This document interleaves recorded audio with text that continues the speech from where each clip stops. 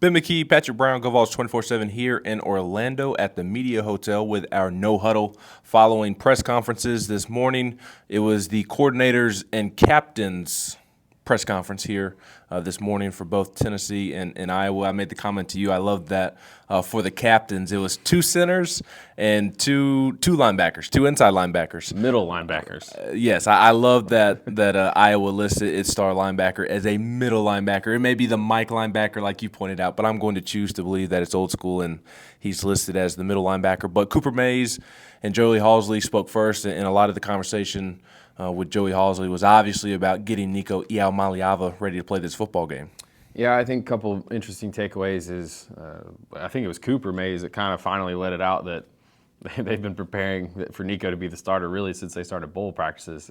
So it's not like, the news came out, what is it? I don't even know what day it is. A couple days ago. The day after Christmas, I believe. But the team is known for a lot longer, and they prepared that way. And I think something that they did is they kind of did an extended game week, almost like a true game week based on what Halsey said, to kind of get Nico used to that process and kind of get him a chance to figure out what parts of the game plan does he like, what is he comfortable with, what things as they're putting it in and getting, working on it, does he not like, he's not comfortable with. I don't think they're going to, they're obviously not going to try to put him in bad situations, but he's a young quarterback. You don't really know, and he doesn't really know what parts of the offense he likes best. So obviously Tennessee will still run its stuff. I'm sure they'll do some things with Nico that maybe they didn't do with Joe Milton.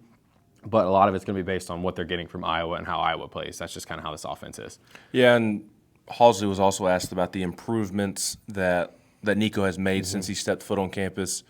Discussed that his defensive recognition has really gotten better, and that a lot of freshmen just want to learn the plays and then learn what defenses are trying to do. But Nico has really wanted to learn the ins and outs of defenses, and also talked about how when a five-star comes in at really any position, but especially at quarterback, they have this confident chip on their shoulder and not necessarily as willing to make tweaks. But Nico's been all about making tweaks and really open to anything and being really coachable, quite frankly. And then I also thought that Phil Parker, the Iowa defensive coordinator, very interesting that he talked about Tennessee's running the same stuff that they've always run with Milton and Hendon, and I believe it's 52, 54 snaps that Nico has played this year. They're running the same stuff, but he did point out, this is the part that I thought was interesting, that he thought he could tell that Nico runs a little bit better than Joe Milton has, which that's pretty much stating the obvious, but interesting to hear an opposing defensive coordinator say it out loud. Yeah, I think what Nico does maybe a little bit different is he just has a better feel for the pocket and is more willing to get out of the pocket, extend plays, scramble. We've seen that in some of his playing time this season. So, are they going to run a lot of quarterback design runs? I don't know. We did see him run a speed option against Vanderbilt. Nico should have pitched it.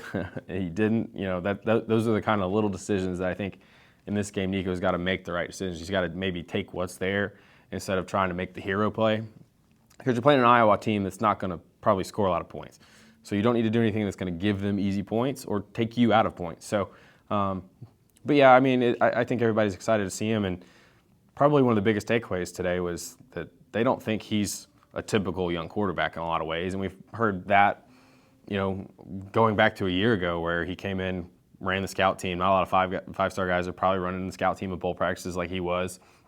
His humility, he's just kind of a regular guy. So it's all going to come out and come to fruition, and we'll see what it looks like on the field. Yeah, and then defensively, real quick. A lot of attention on the secondary right now. It feels like we know what we're going to get from Tennessee's defensive front, but the secondary has a lot of new pieces, obviously, with how the last month has gone.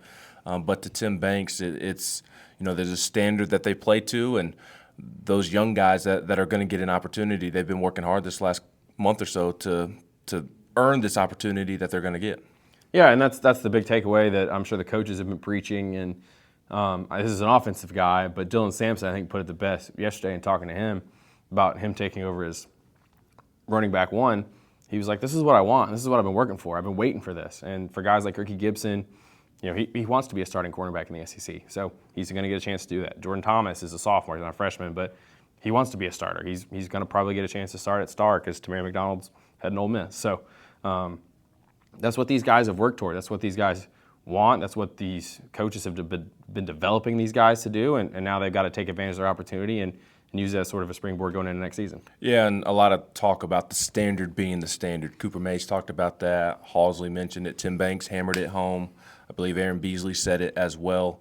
A lot of attrition, as is the case with every team in the country right now during bowl season, but to Tennessee, very much a business as usual approach, even though it is an unusual time, and the standard is the standard, and they truly believe that no matter who's out there on the field, they're out there for a reason, and the standard's still the standard, and that person needs to make plays. So we, Patrick and myself, have plenty of coverage up at Go Vols 24/7 right now.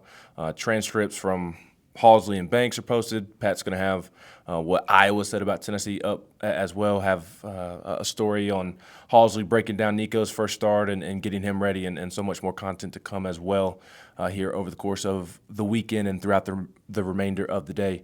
For Patrick Brown, I've been McKee, Go Vols 24/7 here in Orlando, Florida.